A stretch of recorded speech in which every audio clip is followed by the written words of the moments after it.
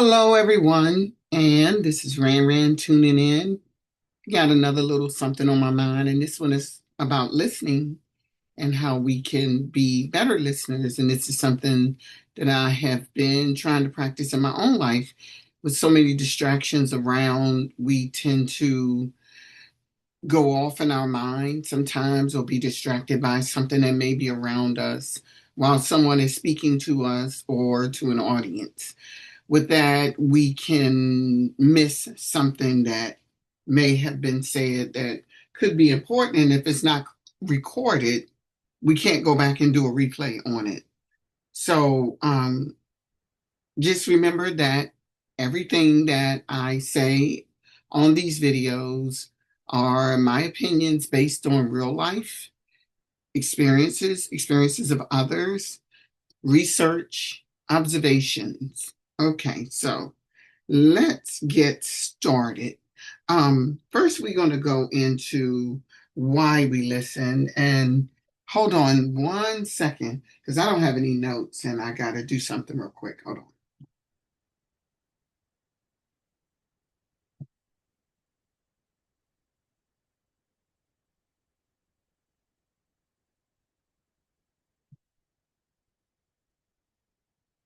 Okay, hopefully that wasn't too long.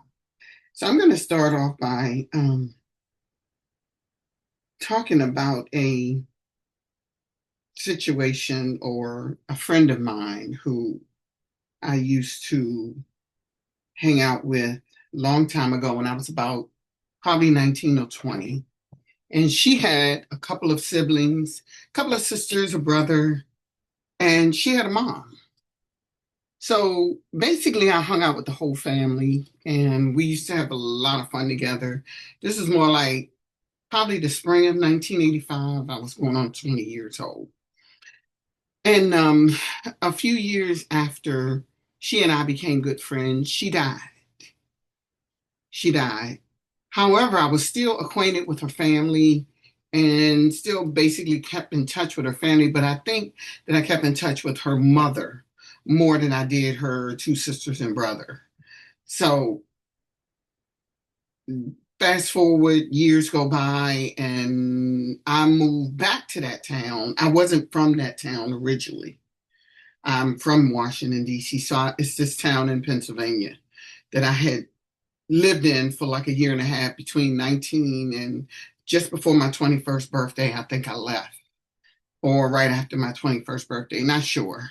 But anyway, so I moved back to that town because my elderly father started to fall ill and I didn't want to be all the way in Virginia. So moved back.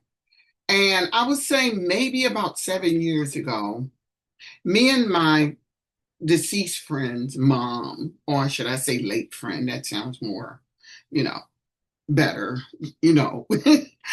So me and my late friend's mom, we started to become reacquainted, and I saw her somewhere, and it was at a convention we had gone to, and she looked at me and she said, "I need to talk to you." So I walk over to her and I sit down and they're eating lunch at a table. She said, "Not here, but I need to talk to you, when you get a chance." So I said, "Okay, cool. How about we have dinner at my house next weekend, next Saturday?" And I've always liked this lady. She was really sweet, but she was misunderstood by a lot of people. And I'm gonna get into that in a minute. So I went on about my business and then I reached out to her sometime during the middle of the week and say, "What time do you want me to pick you up to bring you over and I'll cook you dinner and we'll sit down and it's just you and I and we're going to have all the time in the world to talk." But I knew she wanted to talk. And the reason why I knew she wanted to talk is because she always gave off the disposition, as quiet as she was, that something was boiling inside of her. And I prepared my mind to listen. So when I brought her to the house and we sat down, she started talking about, I would say, everything that had ever bothered her from the time she was a very young person all the way to the time she reached her 70s, which is where she was at that time. And I sat there and I listened and I listened and I listened, occasionally nodding, even occasionally asking questions so that I could get the gist of what she was saying. Because a lot of times when people are explaining things, they on that train, and that Amtrak is moving and it's zipping through them towns and everything's a blur. So sometimes you have to get them to slow that train down. But those were the only interruptions that I had done, was to ask an occasional question. Like, okay, wait a minute, who was this person again? Oh, so this person did that. Got you. Okay, go ahead. And I listened and I listened. And she talked to me. This is no joke, almost 4 hours. We got to my house around 5 o'clock. I wasn't leaving out of the house to drop her back off home until almost 9. And I got it. I understood it. And then the next time we talked on the phone, she talked about some of the same things that she had talked about with me before. And you know what I did? I listened. And I listened. That was a shorter conversation. It wasn't 4 hours. It probably wasn't even 2. But I let her vent. And I let her go off. And I let her go in. And I listened. By then, I knew who did what, because I had heard the whole story before. Now I'm getting um, like what do they call it? Like previews or trailers of the story now. And the only thing that I could think of at the time was, I know she knows she told me all this before, but she needs to tell me again. Other times when we talked, you know what I did? And she would bring it up again. I listened. And most people would get frustrated with someone like that and say something like, well, you told me that before. I know you said that before. That's not good. Let me tell you why it's not good. It's not good because energy needs somewhere to go. Okay. Everything needs a runoff point.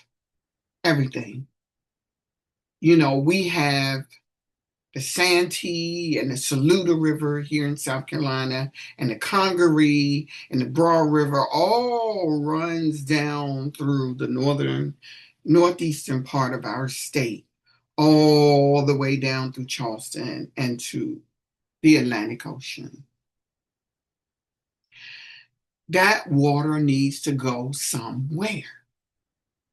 Now, the Atlantic Ocean is equipped to take it on. And as a good listener, we have to become equipped. Now, we're not perfect, but we have to allow ourselves to become equipped to take on that energy, because this woman had been through so much crap that nobody ever listened to her. Nobody ever heard her tears. They never offered that shoulder in their ears. They ignored her. And this is what she told me, because here's how she told me. I know you're tired of hearing me saying it, because my kids, soon as I bring it up, they say, oh, Mom, that was all the way in the past. That ain't fair. That ain't fair, and that ain't fair. Let me tell you why. Because if you had listened to her, it would become the past.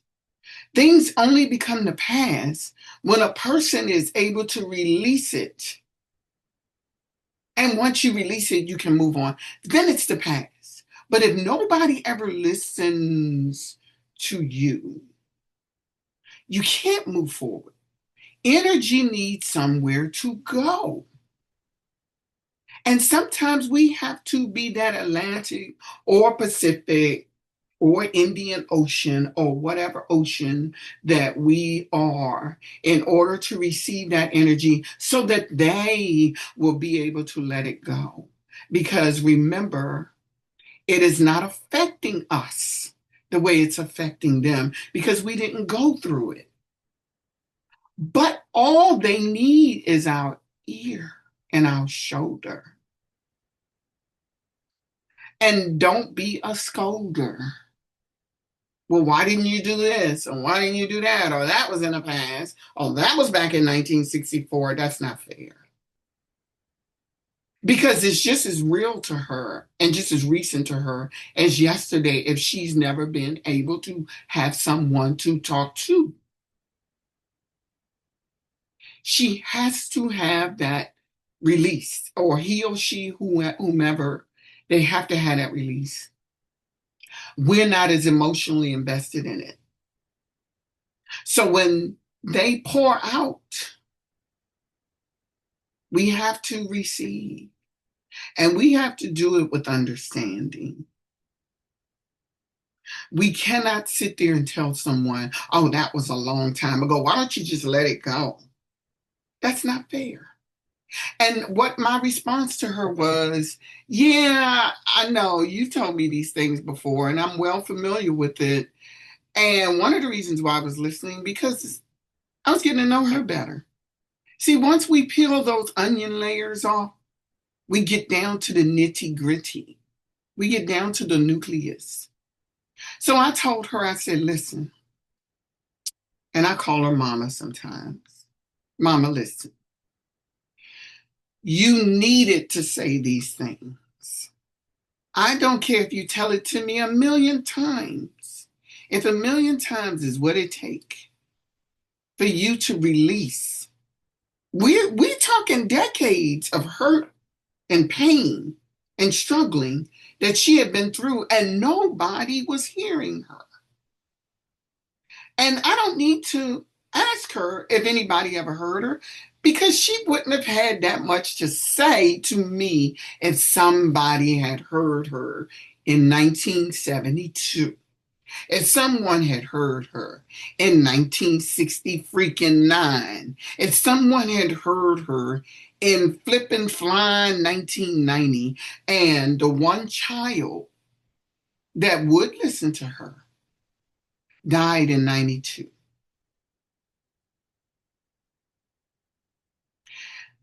That's something to be said. And by the time she was talking to me, it was 2019. Think about how many years it's been since somebody had listened to her when they did listen.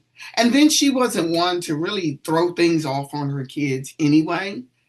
So then I wonder how much did her late daughter was how much she was able to absorb. Because remember, she walked those streets of pain and heartache with her mom part of the time when her mom was going through it. So maybe she didn't really want to put them through it, but just needed that other adult friend in her life to be able to pour out to. And like I said, I told her, I don't care how many times you tell it to me. You need to talk about it. And it took a couple of years. Every now and then she would bring it up. She'd bring up certain, snippets, snippets from her life and some of the things that had really put her through some pain. And now here it is, 2025, we're in the summer. And now when she and I talk, she hardly ever brings it up. See, because I knew that one day, it was going to start to fade into the black, fade into the back, and fade into the past. And she wasn't going to need to talk about it anymore. But the reason why she poured out decades worth of heartache, pain, and confusion and all of that out to me was because nobody ever let her pour it out. Every time she would try to bring it up or talk about what she's gone through, she would get shut down. Because she told me her own kids would shut her down. One of her daughters and her son shut her all the way down. Mom, that was in the past. Mom, why are you talking about that? Mom, we should be beyond that. But if it were them, I guarantee freaking to you, and if it were them, they would want somebody to listen to them. So, how do we listen and why should we listen? The number one reason why we should listen is because listening gives us more knowledge than what we may have, especially if we're listening to people who are more educated than we are or have information or a source where we need to go in order to find out things. Okay. That's one reason why we should listen. Okay. Listening also helps us get to know a person. We get to know people when we listen. I thought I knew her, but I didn't really know her like I know her now because I didn't know all that had happened to her. I knew some things here and there because her daughter had given me little clips of, her childhood, but I didn't know her like I know her now. So when we get to know someone, we know what probably bothers them. We know where we can go with them. We know we may not be able to joke with them like we do another person. I have a friend named Kim. I'll be like, Winch, what you up to? And she'll just laugh. Nothing huzzy, and we'll laugh. But I may not be able to do that with another girl because we get to know people and we get knowledge when we listen. So how do we go about doing this? Well, the first thing that comes to my mind as far as listening is to do it without distractions. Okay. Now, what are distractions? What can we consider distractions when we are in the throes of taking in information and we're supposed to be listening, whether it be to our boss, whether it be to our children, our only friend, or our best friend, or whomever is talking to us at the moment? One way is if we're face to face and we're in an environment like a restaurant or something, minimize the times you look around at other people. And why do we not want to do that? I think it's because the person that's talking to us is sitting right in front of us may feel that you don't value what they're saying. They may feel like, oh, they're not paying attention to what I'm saying. So you know what they'll do? They'll taper off. Oh, well, I was just saying, and then they'll stop because they don't want to keep wasting their time on someone that's not listening. Okay. So we may not want to listen, do those kind of things as far as being distracted, especially openly. Like you just, and I've seen people do that, sitting right there and then they start playing with their phone. And you want to say, are you listening? Or did you hear what I just said? And they're, oh, yeah, yeah, yeah. No, we're not listening. If we're distracted, we're really not devoting our attention to whoever is using us as an audience. We're really not. Okay. So those are distractions, playing with your phone while they're talking. And we think we can hear what they're saying and focus on what we're doing on our phone. But you're still going to lose something. You're still going to lose something because your brain processes differently when you are focused on one thing versus when you're focused on more than one thing. It's going to process different. Okay. Here's another distraction. Let's say you are not in front of that person and they are on the phone talking to you. TVs, other things that's going on around us in the home or wherever we at, or when we're driving, we're still divided.